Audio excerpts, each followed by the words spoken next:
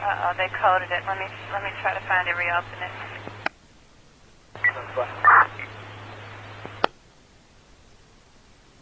Self-minded. If there's any FTO or recruit for that gun turning, give us some experience.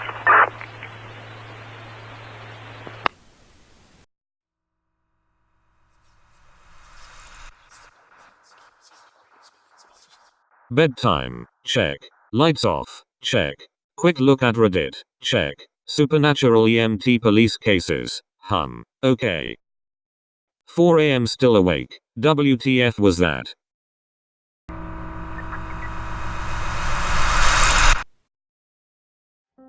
Obligatory. Not my story but my uncle's. Years ago my uncle told us about a woman who would call the police station just about every night claiming that fairies or elves were breaking into her house and stealing her food. As is custom, every time she calls, they send a unit to check on her. My uncle gets it about 2-3 times per week. Every night they stop by her house and reassure her that no one has broken in and calm her down. One night when he gets to the house she has poured powdered sugar all over the floor to record their tracks, and my uncle says he literally has to do a double take. All over the floor of her kitchen are these little tracks. Tiny like nothing he's seen before. His partner starts taking photos and trying to figure it out. A few other officers come in, as most of them had gotten the call to her house too and want to see it. 10 police officers all completely baffled as to what these weird little prints are. Turns out a possum had babies and they were sneaking into her kitchen for warmth or food. The prints looked so foreign because most of the time baby possums are carried by their mother, not running around.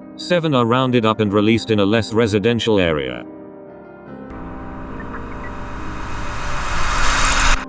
Crazy old woman called because she heard someone repeatedly banging on her front door and garage door. It's after midnight and I get there, and the house is in the middle of the woods with nothing around for miles. I talk to the lady and she insists I check her large shed out back. So I open the shed door and peek in with my flashlight, and the entire shed is filled with creepy large homemade dolls. They are each probably like 2 to 3 feet tall and sitting upright facing the door. The hair on my neck went up for a minute. I didn't truly believe that something supernatural was going on, but dolls are just really creepy. This is unexplained, and probably just coincidence, but I still never mention it to my co-workers. I spent some time as a homicide investigator. We would respond to all apparent suicides and investigate them just to make sure it wasn't a homicide. Usually we determined a motive for suicide and found a note or other indicator that the person killed themselves. One guy just taped a note to his chest that said "happy now bitch" and made sure his wife found him after he hanged himself. But occasionally you get a case where all forensic evidence indicates that the person killed themselves, but there's no note and no discernible reason why this person would be suicidal. These are people in good health with decent careers and a seemingly happy family life. But who knows what's really going on with someone? Here's the part that freaks me out. I've worked maybe 10 suicides like this. The last 3 before I left homicide all had the same thing at the scene. These was a little decorative wicker lighthouse at each location. It was the same lighthouse. Same design and painted white and blue. It stuck out to me the first time because it was by the bed where the body was. But 2 weeks later I saw the same damn lighthouse on another suicide and even pointed out the coincidence to a patrol officer. A few months later I go on another suicide and I see that same wicker lighthouse. That's when it clicks that it's always been unexplained suicides. I go back and look at crime scene photos from every suicide I've worked. In 2 of them I see what could be the wicker lighthouse. But the angle is off and there's too much junk around to say for sure. I dunno. I thought it was creepy as hell, but I transferred a couple of months later and I let it go. I see you. Nurse here. We had a patient that was dying. No family. Around 3 a.m. the guy started crying and asking why the little girl in the yellow dress was in the hospital. We assure him there is no little girl. He cries even more, saying yes there is, she is at the foot of the bed. Kid you not, the man passed in the next few minutes. Myself and my pod partner blame the hallucination on the meds we were giving him to keep him comfortable. Next night, new patient in the room. She's completely alert and oriented. About 3 a.m. she hits her call light. She wants to know why the little girl in the yellow dress was outside her room. We told her it was just her imagination from being in a strange place. Not 5 minutes later the guy in the next room goes into full cardiac arrest and unfortunately we can't revive him. Of course we absolutely freak. 2 different nights. 2 different patients see the same thing. All followed by death.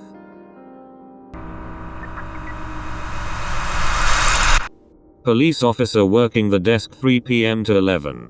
Fire alarm signal goes off. Many years ago the police department offered alarm monitoring service. Still had 10-12 places that were hardwired and it would require pulling apart a lot of equipment to disconnect the system, so we just kept it going. First shift dispatch is already punched in, so she took it. I'm headed out the door to the fire department when 911 rings from the same address. I answer it. No one in the other end. Assumed they barely got to call before passing out. I bolt out the back door. Hop in a squad car. Radio in the 911 call on channel 3 that both police fire can hear and that I'm going directly to the house. Arrive just as another unit shows up. No signs of smoke. No sign of anything. Older woman comes walking up the street pushing a wheelchair with an elderly lady. Her mother. They live there and just went out for an early evening stroll before dinner. Tell them what we have going on. Nobody else lives there, and as far as the elderly lady can remember, the alarm was disconnected from the house years ago during some renovations. They don't have any alarm system either.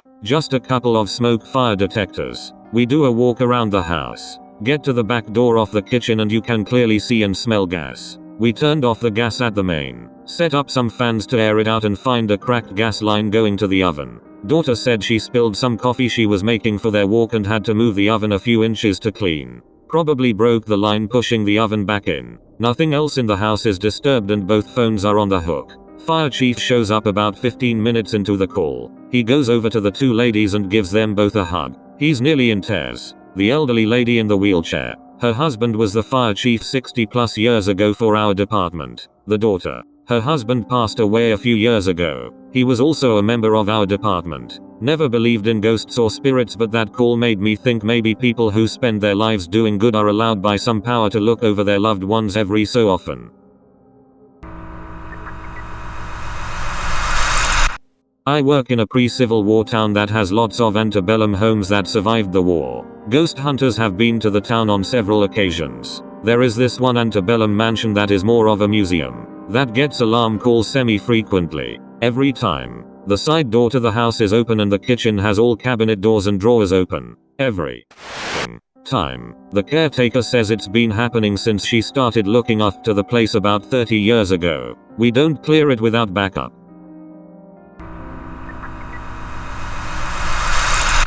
My dad used to work as a CO, corrections officer, at a rural prison. He drove perimeter, which just means he made circles around the jail in a truck, checking empty buildings for runaway inmates and just generally being bored for 8 hours every night. One night, my dad is parked on a hill just reading a magazine when he starts to feel a thumping in his body. He described it as the feeling you get when speakers are playing a song with really heavy bass and you can feel the bass in your whole body. Anyway, he puts the magazine down and checks his rear view, and he sees someone outside the truck. He grabs his pistol and jumps out of the truck, weapon drawn. When he gets outside, he sees a procession of Native Americans walking through the truck, and directly through his seat, only to disappear at the exact spot he was sitting. He said it was clear they were ghosts because many of them appeared injured. This went on for a few seconds, and then the whole procession disappeared. He called the other perimeter guy on his walkie to try to explain, and the other guy almost immediately stopped communicating. Turns out the other guy had seen this happen before, but didn't believe in ghosts, so he wouldn't talk about it.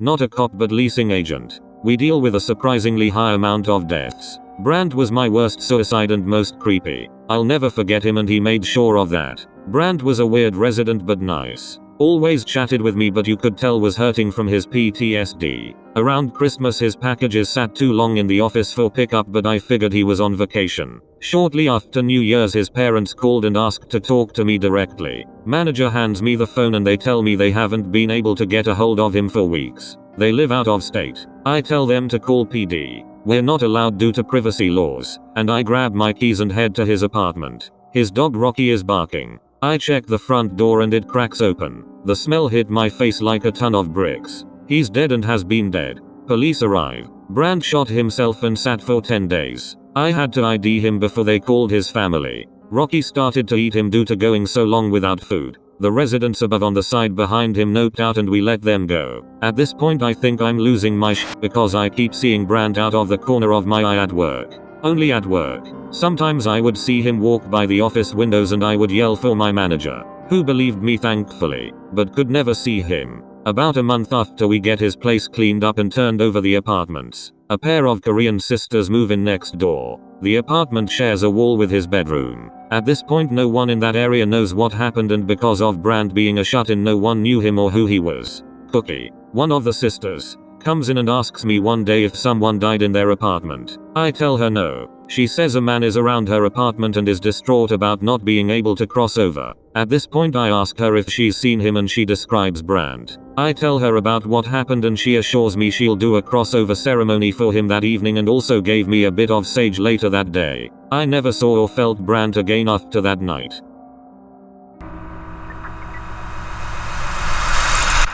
I was an EMT for a while. We got a call about someone who was riding their bike at a breakneck speed when they hit a car head first without a helmet. We went over immediately, despite the fact that it was broad daylight and we were in the middle of suburbia on a Saturday. Nobody even came to check on this poor guy. Seriously, the streets were empty. Usually a massive crowd gathers around violent accidents like this. So his skull was pretty much smashed in and he was unresponsive. It was the worst head injury I'd ever seen. We assessed that he had a major skull fracture, a concussion, and he was bleeding profusely. He was also missing teeth and had a minor road rash. But fortunately he wasn't missing much skin. To give you an idea of how bad it was, this was the kind of injury that most people don't survive. If you did survive, you'd basically be a crippled vegetable. Normally we would have moved him off the road. But when someone has a head-neck injury that isn't very safe, my partner, who was also training me as I was still kinda new, went to check his pulse while I began to unload our gear.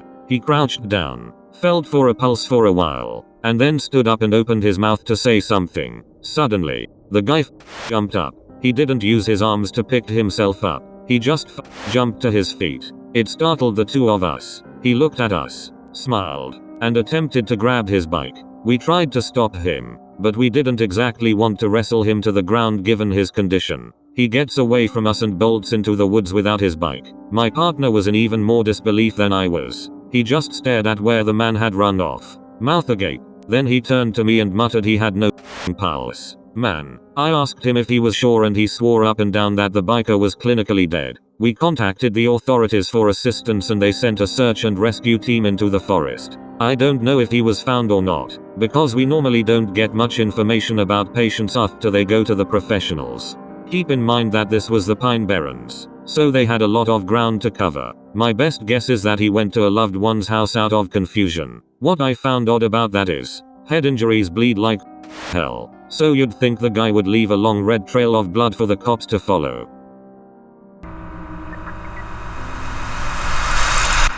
Not law enforcement but paramedic fire. Late summer night responding to a call in a rural area. My partner and I were driving down a winding 2-lane highway in the middle of nowhere. No light of any kind other than the headlights and moon. We're coming up on a sharp right turn when I see a man traveling across the grass from an area of brush. He's moving very quickly and smoothly as if hauling ass on a bicycle. No up and down motion like running. Obviously, I'm pretty confused about a hillbilly on a bike in the middle of the night but not surprised. He comes to a tree and stops. It's about this time we're driving by him. Look out window and see a man standing next to this tree with no bike or anything in sight. Just standing there staring at the truck passing by. My hair is standing up. We continue towards the call and I ask my partner if he had seen that guy. His response is, "Man, I thought I was crazy." It's probably too late for this to surface, but this is my dad's story. He went to a call where a father had gone crazy and decided to shoot his family. He killed his wife and was looking around trying to find his 5-year-old son to shoot him. The boy had run outside and was trying to hide on the side of the house behind the trash cans. The father eventually found him and point blank emptied nearly a full magazine at the boy. When my dad arrived, they found the boy in shock, hiding right where his dad found him. Not a wound on his body. There were bullet holes in the side of the house all around the boy. When they finally got to question him about it, they asked him what happened when his dad found him on the side of the yard. The boy replied, "The angel was in front of me with a shield, and he saved me. He pushed the gun away from me."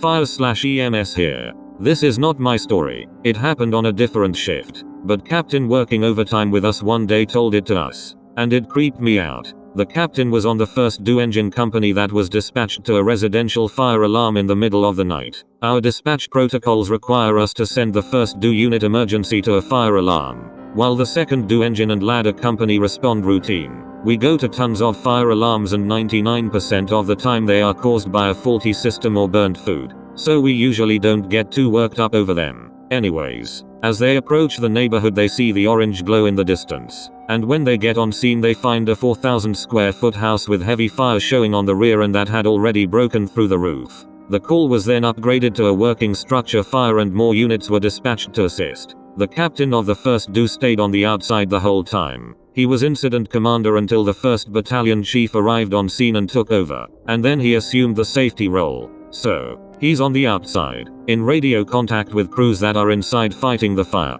After the bulk of the fire had been extinguished and as operations were winding down, the captain sees smoke inside a second-story window and asks crews inside to go inside the room on the BC corner to make sure the fire hadn't spread to the other side of the house. The crew search for a few minutes and radio back. There's no room there, so the captain is a bit confused, as he is staring at what is clearly a window that is attached to a room of some sort. He relays detailed instructions of where the room should be to the crews inside, and they again advise that they can't find anything. Incredulous, the captain asks the incident commander for permission to go inside of the structure so he can show the interior crews exactly where the room in question is. His request is granted, and he goes inside, walks up the staircase, and walks towards the corner in question. There's no room there, just a hallway with a corner, no doorway, no window, no room. Knowing that there has to be something behind the wall, they breach the drywall and crawl through to find a child's bedroom. The bedroom had a dresser, a desk, and a perfectly made bed that looked as if it hadn't been disturbed in years. For whatever reason, the owners of the home decided to wall off the bedroom and leave it just as it was, untouched and inaccessible. The captain said it was one of the strangest and eeriest things he had seen in a while.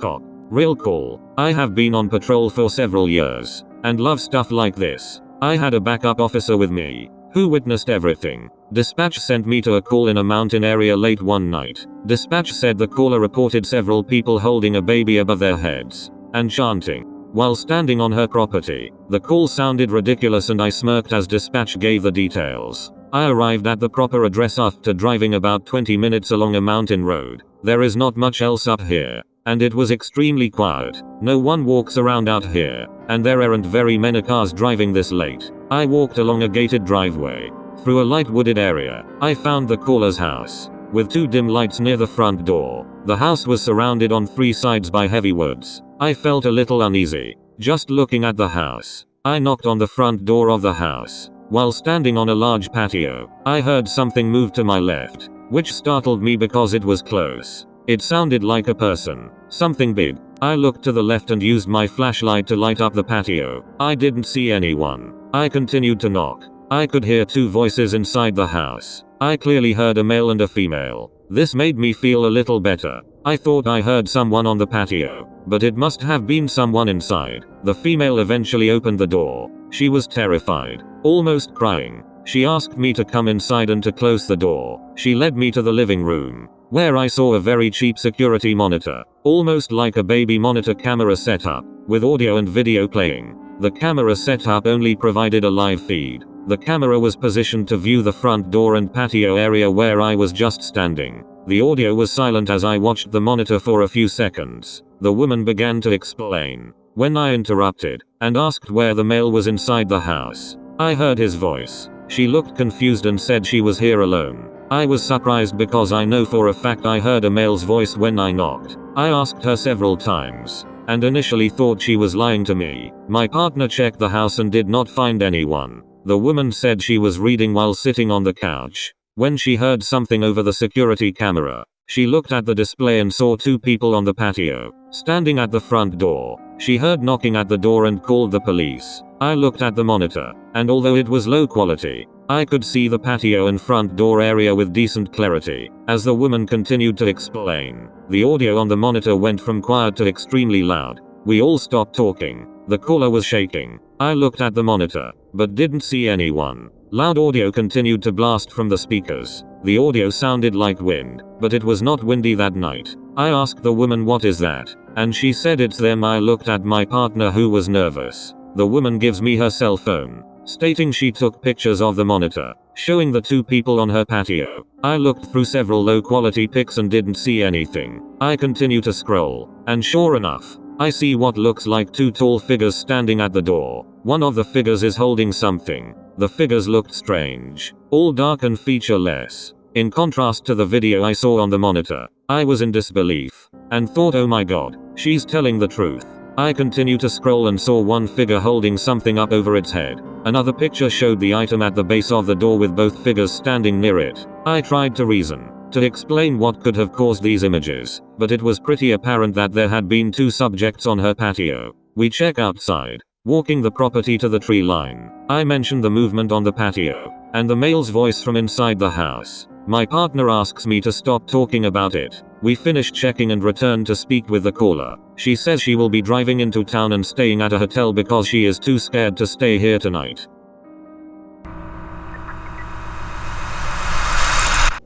Here's an odd one that I still have trouble believing today, and you physically had to be there to believe this. I was 19 and a volunteer EMT. We got a 911 dispatch call to a house that's been abandoned for well over 15 years. Police, fire and EMS shows up. Police sweep the house and say it's clear. So EMS, myself and Captain go in. We go upstairs to the top floor of this farm out and it's extremely cold. The temperature outside had to be 80 degrees. Oddly enough, the window's wide open, so I slam it shut. This window took some effort being as old as it was to close. And looking out at the fire truck and ambulance in clear view in the driveway, he asked me what the noise was. So I told him I just shut the window that was open. We checked crawl spaces, closets, basement, which also had an eerie feeling of death in. There was shackles on the pillar. I guess it was for farm animals when being butchered. At least that's what a firefighter told us. We then proceed outside and my captain says, I thought you closed that window, looking up at it. I said I did.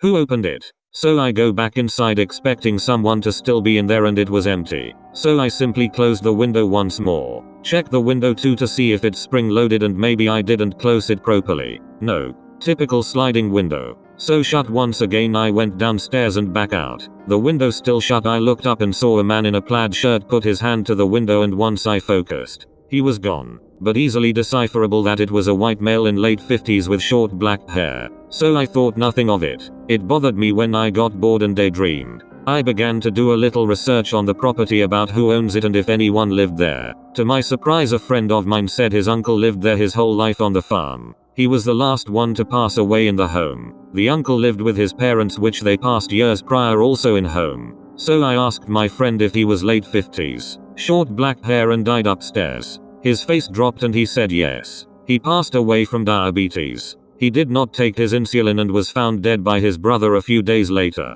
After that, I look into that window every day driving by, saying a prayer on my way to work. This is a good supernatural paranormal story rather than a creepy one. I'm a detective and spent some time as an expert on sex crimes and crimes against children. It was the best worst assignment I've had. One case I had came in at midnight. A young woman with a toddler comes into one of the precincts to report her ex-boyfriend raped her during a custody argument. Long story short, it was legit, and one of the most violent and sadistic cases I've ever had, so I'll spare the gruesome details. I still have no idea how this woman made her own way to a precinct with a toddler. Part of the investigation requires me to talk to the toddler. Victim said the toddler was present for everything. I'm a child forensic interviewer as well. During the interview, the toddler recalls their father becoming angry and hitting the mom. Then, the toddler said that the nice woman showed up and she couldn't see past the nice woman. The nice woman held her and told her that they were both going to be safe and sang her a song in a different language. The toddler said the nice woman went over to the front door and knocked on the door. Then, the nice woman helped them and their mom to the car before flying away. In the victim's interview, she said that her ex-boyfriend had a knife to her throat and put it to the skin to cut her throat open. But he got distracted for some reason, then ran out of the apartment. She had no explanation why. The suspect was caught about 8 hours later. He confessed to absolutely everything. When I asked him about the knife to the throat, he said this: "I swear to God I was gonna cut the bitch's throat open. But I thought I heard a knock at the door and thought it was the police. Once I saw it was clear, I ran outside." He is now serving life in prison. And the mom and toddler are safe and doing well. I'd love to know more about the nice woman.